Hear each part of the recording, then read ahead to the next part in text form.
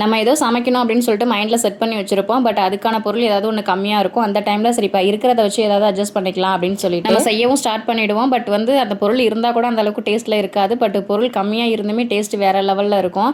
இந்த மாதிரி அனுபவம் யாருக்காவது இருந்துச்சு அப்படின்ட்டு மறக்காமல் கமெண்ட்டில் சொல்லுங்கள். அந்த மாதிரி எனக்கு கிளிக் ஆனது தாங்க இந்த சட்னி. தக்காளி சட்னி வந்து பச்சை மிளகாய், பூண்டு, அதுக்கப்புறம் வந்து பொட்டுக்கடலை இதெல்லாம் வச்சு அரைப்பான்ல, அதுக்கு வந்து அரைக்கலான்ட்டு தான் போனேன். பட் வந்து பச்சை மிளகாய் கம்மியாக இருந்துச்சு. உடனே மைண்ட் அப்செட் ஆயிடுச்சு. அதனால் வந்து சரி ஏதாவது ஒன்று வச்சு அரைப்போம் அப்படின்னு சொல்லிட்டு இதில் நான் பொட்டுக்கடலை, பூண்டு எதுவுமே சேர்க்கவே இல்லைங்க.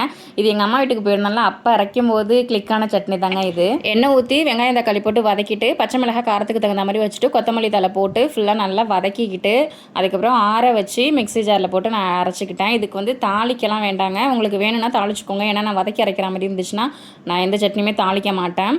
இன்றைக்கி எங்கள் வீட்டில் நைட்டு இந்த சட்னி தாங்க. தோசை ஊற்றியாச்சு. இப்போ நான் சாப்பிட போகிறேங்க.